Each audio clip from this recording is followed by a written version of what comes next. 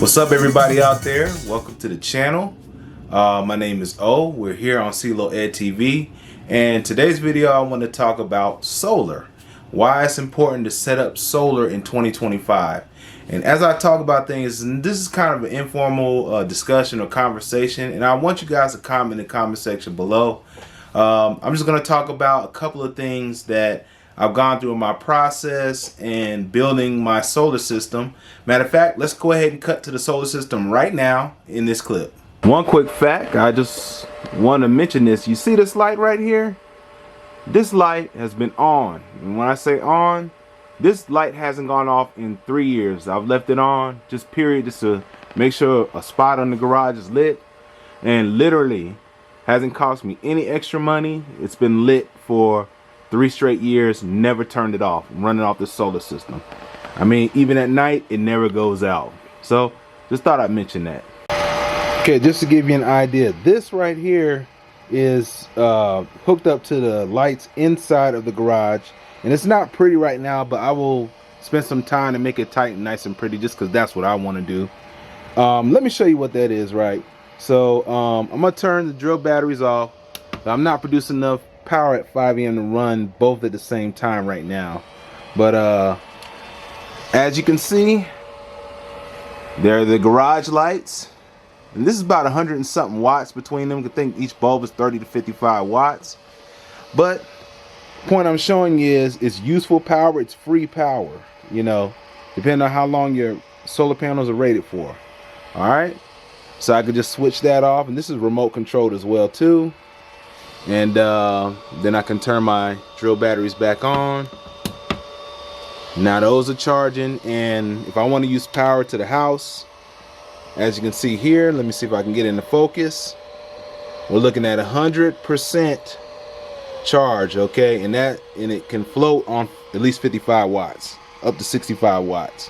So this is running to the house, and I use this inside for TVs, computers, or whatever you think you may need.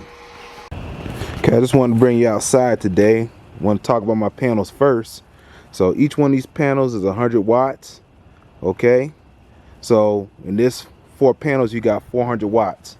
Now this one down here is a good one to have. This is probably about 100 watts as well, or 30 watts per panel, so it's like 120. But this is a good one. You can carry this anywhere. It folds up, and it's real powerful too.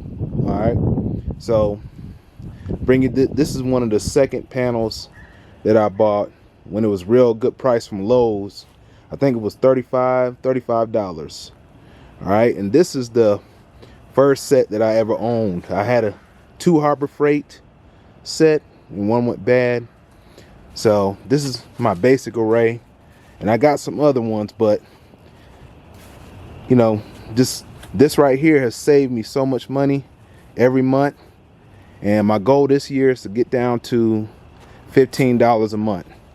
But this is something anybody can do. But I said this at one time. I said, what if electric couldn't become affordable? What if it got too expensive? All right, you still need to run your appliances. Okay, so this is something to think about.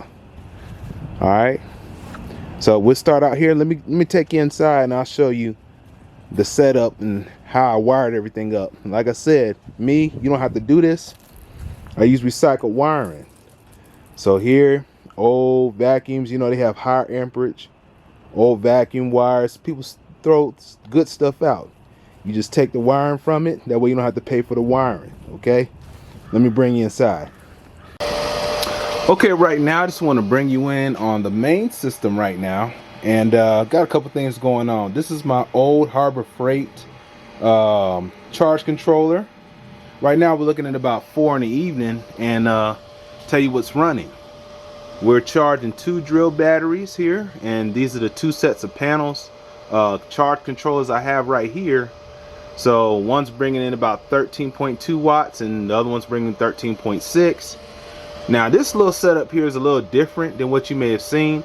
Yes, I'm using AC outlets to bring in DC power from the panels, but this is just so I can add another set of panels conveniently to give more power. So I just did that. That's just the way I wanted to do it.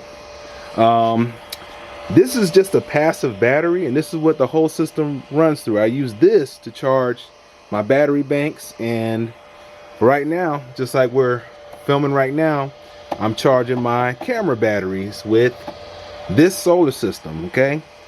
And if you're curious to know what this runs, TVs, washing machine, heated blanket, electrical blanket, anything you could think of under 300 watts, this system will run. And typically I'm producing maybe 120 watts. I'm not sure what the amperage is. But yeah, this is the system from the inside, and you know, I plan on expanding it. This part right here is what converts the DC from the battery into AC outlet power, and this is a pure sine wave inverter, and I will leave a link in the description if you're interested in this particular inverter. It's great. It's 500 watts and it gets the job done. Alright, so let's talk about why I set up this system and then how it's practical in 2025. Okay, the reason why I'm bringing this up is because solar has played an integral role in my life. Also, that solar has allowed me to save a lot of money, and there have recently been talks about energy discrepancies between Canada and also the United States. Also, that electricity constantly over a trend, not just in this current term, has been gone up a significant amount over the years, and it's always a set trend of a certain percentage. I think it's about 6% year on end that electricity cost goes up depending on where you live, and depending on where you live, electricity could be more or less. Hence, wherever you are, solar will be a great option for you as long as you get decent amount of sun. And so the first thing I want to talk about is a video that I'm building, and be on the lookout for this video next week and in the consecutive weeks. We're going to be talking about scavenger solar. This is a new concept that I've came up with, which is taking small solar panels or panels that people want to get rid of. Let's say they have a security light with a solar panel, or you have those water pumps with a little mini solar panel. Normally they're 6 volts and they're low amperage, low watt. So what I was going to do, or what I'm going to do within these videos, is show you how to string them together to make one usable solar panel. And we're going to test it out to see, can you use this solar panel to charge something significant? As long as you can charge your cell phone, use small appliances, or even maybe run a TV. We'll see what we can run with those. But anyway, back to the topic at hand of this video, I feel it's important that everybody out there should at least consider or start trying to use solar. In this video over here, I go over and talk about all the things you can run on solar and drill batteries. And one of the recommendations I made in that video was a foldable solar panel. And you might see clips playing throughout this video. But to have that foldable is something you can throw in your car. It's something that you can use in an apartment. You don't necessarily need land or a house. You can take that with you, and in an emergency, when maybe the power gets cut out or communication goes down, you will be able to pull out that solar panel, get your communication charged, whether it's walkie-talkie or cell phone, and get your communication going. It can run CPAP machines. It runs heated blankets, especially if you get a little power bank. And I did a full video right here on the DLR Energy 300, and that is a great portable power station.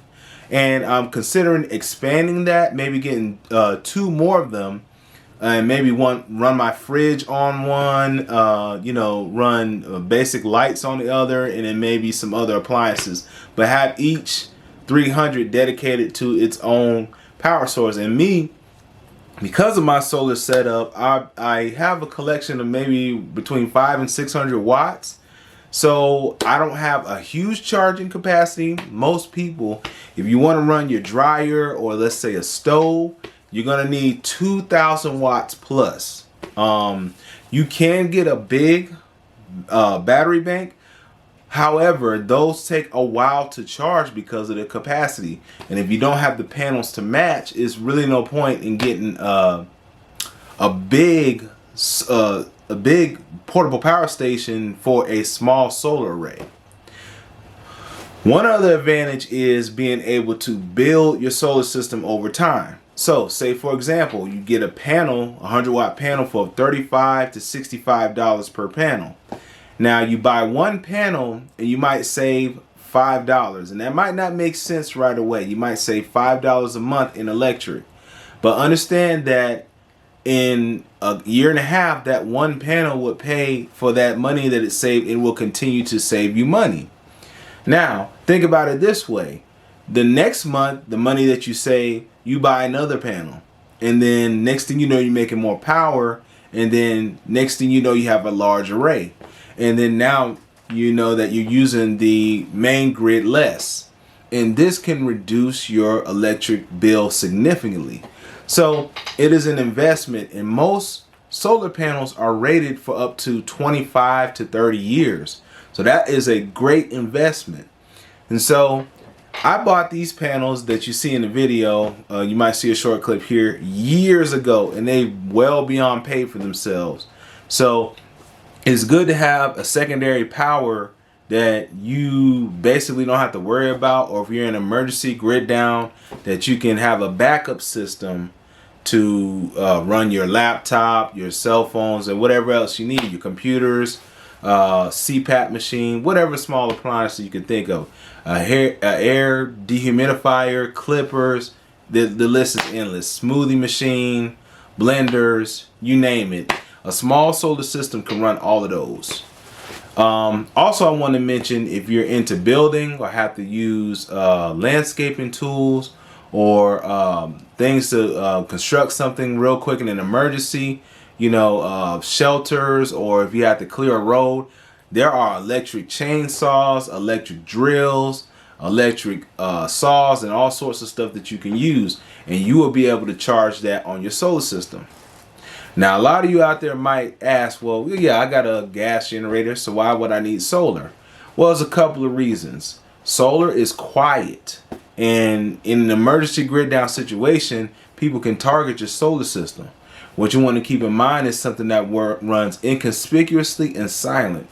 So solar is perfect for that. Also, the fuel that goes into solar comes from, guess what? The sun. So just in case the pumps are down, you can't go to a gas station, or it's like packed full of people trying to get their gallons of gas, and sometimes gas stations run out of gas and they won't have gas for 3 to 5 days.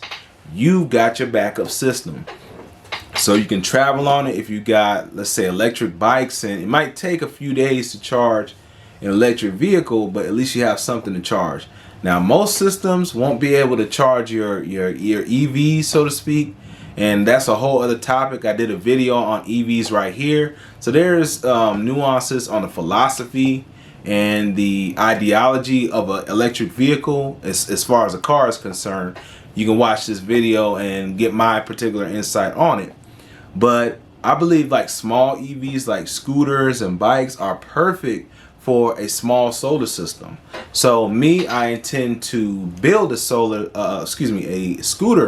a transportation scooter, something I can get around, pick up groceries, drop off packages, or just travel, have some fun with, pop around, maybe go to a movie.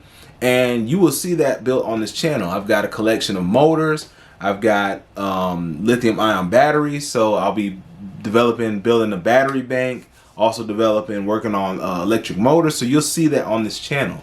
But you can buy a small EV, which would be your scooters, your electric bikes, your hoverboards, skateboards, and you can travel on that. So you've got traveling options, heating options, cooking options, cooling options, small appliance options. I would like to say I really appreciate the recent support that has been given for CLO Education TV, and part of the Learning Center is going to be green energy. Whether it's I'm not so savvy with wind, but I am very interested in hydro, because you can find rivers, lakes with flowing water, and possibly the hydro can run. But I'm big on solar because it's easy to set up, it's very much passive. So that's going to be a big part of the Learning Academy, is to learn sustainability, renewable energy, and those types of things. So thank you very much for the donations out. If you'd like to donate to the Learning Center, links will be in the description below, also on the screen. There is a lot of options that open up that gives you power and independence. Now, the last one is really important. I'll probably do a series of videos on using your independent energy, but it is important to be a energy producer. Now, think about that. To be able to go up, wake up, plug in, and not have to consult any power company. That is a major ability. So that's almost like a Swiss Army knife. So you can get into some situations where you might need electricity, but you've got your backup. So just to give you an example, these lights that you are lighting this video were charged with solar, and they have their own battery source. And so when you think about that, that is a great ability to have. And so this is just the first video I want to talk about that. Guys, what do you think of my solar system? I purposely use recycled materials. All of my solar stuff was extremely low budget. I'm talking like a marine battery, a couple cheap $20 charge controllers, and I didn't even pay $20 for them. That's a whole other story. And then I use wires that come from old vacuums, and I know those have high amperage, so cut those, use those, and just stuff that I found. And that's just kind of my personality, and I like to wire things how I like to wire. So it's not hard if you can match colors and understand polarities and electricity grounding. You can do this. It's pretty easy. But then you learn about pure sine wave and different inverters you can get, and then you have some that are grid tie inverters. So they have inverters that you can actually get paid from the electric company. So any electricity you produce from your solar, you plug it into your wall, and guess what? The electric company either gives you credit or they'll send you a check. So you'll have your electric company actually paying you. And all you have to do is install some solar panels. Now, I personally don't recommend going through certain companies, because they're going to want you to get a loan. They're going to want you to make payments, and it could be for some years. System could cost $25,000, $30,000. The better way I recommend is if you know some people who could locally, or some buddies who can install the panels on. Like, I have a array separate from my roof, and I never want it on my roof, because if I ever move, I want to be able to take my panels with me. I also didn't want to worry about leaks in the roof, so I like my array on the ground. So you can opt to put them on your home. Me personally, I never wanted to do that. Also, you're going to have to pay for labor, and they're normally going to go with the solar panels that the company wants to go with. So you have no really choice or recommendation in that. So if you're doing grid tie, you might want to consult a licensed electrician, because they're going to do everything safely, and that way workers that work on the power lines, whether they're on or they're expanding or installing power lines, don't get electrocuted, and there's some liability for that. So keep that in mind. And also check with your local ordinances to see what is legal and what's not, or what you can and can't do. And me, I just say try it. There's no harm. Everybody can get a foldable solar panel and a small power station. And it's convenient. You can fold it up, put it in your closet. When you're done with it, you can take it on trips. There's portable washing machines, and I think I have a couple videos up here. But definitely check those videos out. They will run off solar. I run the big washing machine off solar and the little small ones on solar. So guys, this is just one of many videos that's going to come out. Just let me know what you think of my solar system, and if you have any recommendations, leave them in the comment section below. I'll leave a full list of all the solar related or independent electricity related topics, videos linked in this description. And also for anything that I use as far as the inverters, solar panels, or battery banks that I use, or portable power stations I use, I will leave those links in the description below if you would like to pick them up. All right, I appreciate you tuning in at CLO Ed TV, and I'll see you on the next video. Peace.